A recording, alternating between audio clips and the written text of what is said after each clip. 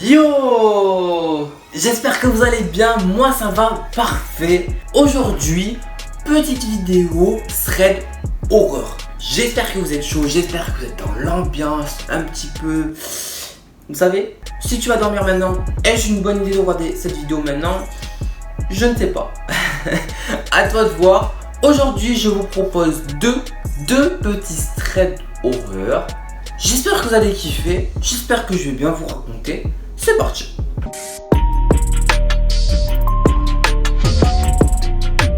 L'histoire se passe en 2016. Ken est livreur dans une pizzeria. Un soir, il livre ses pizzas jusqu'à la dernière commande. Pour sa dernière commande, il reçoit un appel d'un client bizarre, avec une voix vraiment très grave, comme si elle était modifiée par un modificateur de voix. Mais bon, le client passe sa commande. Le cuisinier prépare la commande et Ken donc la prend pour aller la mener. Trouvant ce client bizarre, il décide de localiser son adresse sur son téléphone afin de voir un peu à quoi ressemble la maison, et il tombe sur une vieille bâtisse délabrée digne d'un film d'horreur. Malgré tout, il amène sa commande. Il rappelle quand même le client pour être sûr de l'adresse. Le client finit par confirmer son adresse, mais sa voix a changé. Ce qui confirme les soupçons comme quoi il aurait peut-être utilisé un modificateur de voix. Ken se disait que c'était peut-être des ados qui faisaient ça pour une petite blague ou voilà. Il finit par arriver devant la maison et donc s'approche. La maison est vraiment effrayante. Genre c'est vraiment une maison à l'abandon. Et en plus de ça, elle dégage une sorte de sensation bizarre, vous voyez ou pas. Il frappe donc à la porte. Zéro réponse. Il attend un peu, recommence, zéro réponse. Il décide donc de rappeler le client, bien évidemment, zéro réponse. Là, il est en train de se poser des questions. Bon, il prend quand même l'initiative de rentrer étant donné que la porte était ouverte. Il s'approche, il fait noir complet.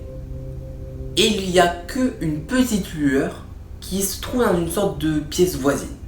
Il s'approche et là, il découvre en face de lui un homme se tenant debout, avec un couteau à la main. Là, direct, Ken n'a pas cherché à comprendre, il a posé sa commande, il est parti, il a voulu tailler le meilleur sprint de sa vie. Mais un deuxième homme s'est présenté devant la porte et l'a empêché de sortir.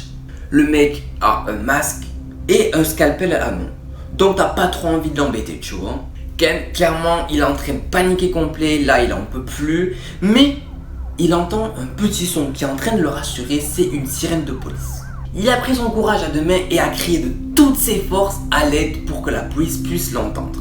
Bien évidemment, les deux hommes n'ont pas kiffé qu'il fasse ça, donc il y a un des deux qui s'est empressé de le poignarder au niveau de l'épaule, et c'est là que la police a fini par rentrer. Elle a pris en chasse donc les deux hommes. Les deux hommes ont été appréhendés, et donc il a quand même eu des explications, Ken. Alors déjà, la police est arrivée parce que les voisins avaient entendu du bruit, donc merci les voisins, mais pourquoi les hommes étaient là, j'imagine que vous vous demandez, et moi aussi je me suis demandé, c'est tout simplement parce qu'en fait, ils se seraient évadés d'un hôpital psychiatrique et qu'ils auraient donc pris avec eux de la morphine, des scalpels et des couteaux.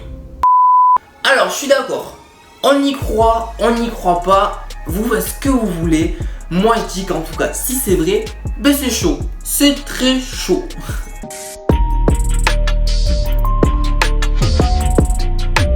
La deuxième histoire s'est passée il y a près de 4 ans. Tom partait en voyage en Espagne avec ses amis pour fêter ses 18 ans. Il compte faire un petit road trip, donc il loue un petit van en ligne. Mais quand ils arrivent en fait devant le van, il est pas du tout pareil que sur les photos, il est beaucoup plus petit, donc il voit vraiment qu'il n'y a pas assez de place pour tout le monde.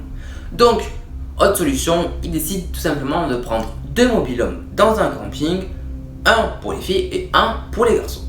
Ces mobil-hommes se trouvent dans un camping un peu loin, mais bon, c'est le moins cher, hein.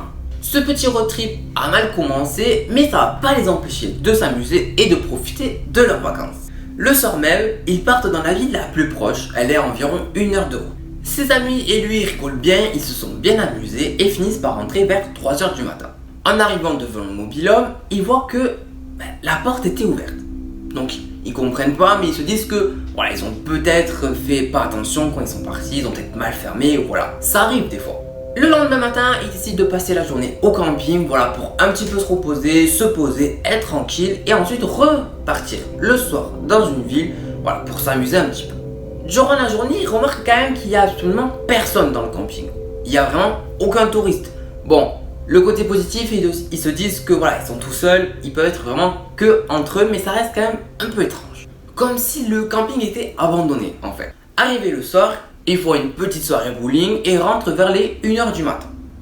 Tout s'est bien passé, ils arrivent donc en voiture, ils se garent et là, ils tombent sur le gardien du camping qui leur dit qu'il ne peut pas rentrer.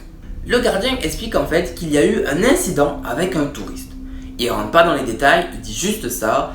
Il trouve ça quand même bizarre parce qu'ils ont croisé absolument personne. Donc comment il peut y avoir un incident avec un touriste si ils n'en ont croisé aucun? Bon, ils attendent. Après environ 1 heure, ils finissent par rentrer. Ils arrivent devant le mobil-home et grosse mauvaise surprise, c'est que toutes les portes et les fenêtres sont ouvertes, mais grandes ouvertes à 100%. Après vérification, il manque des affaires. Là, ils en peuvent plus. Il y a plein d'éléments bizarres qui se sont succédés, ils en peuvent plus, ils ne comprennent pas. Ils se rejoignent tous à l'extérieur de leur mobil-home, ils réfléchissent, ils parlent entre eux, ils comprennent pas, ils se demandent qu'est-ce qui se passe, pourquoi il y a ça, pourquoi il y a ça. Et là, bien évidemment, parce que ça ne suffit pas, il y a un mec qui les fixe en face d'eux, un peu plus loin, dans le noir, un petit peu dans la forêt et tout, il les fixe. Le mec est en survêt noir et il aurait un truc à la main. Ils n'ont pas vraiment réussi à savoir ce que c'était, mais ça ressemblait, à ce qui paraît, à un couteau. Les amis, ils n'ont pas cherché à comprendre, ils ont été réactifs, ils ont pris leur meilleur sprint, ils sont allés dans la voiture et ils sont partis. Tous sont partis sans jamais revenir chercher leurs affaires. Et voilà les potes, j'espère que vous avez aimé. Écoutez-moi, j'ai kiffé. Franchement, j'ai kiffé de ouf. N'hésitez pas à me donner votre avis en commentaire avec des pouces bleus et tout. Sur ce, je voulais juste vous prévenir que soit vous y croyez, soit vous y croyez pas. Franchement, faites votre imagination que vous voulez. C'est le mieux. Je vous dis à bientôt. Et ciao les potes, portez-vous bien.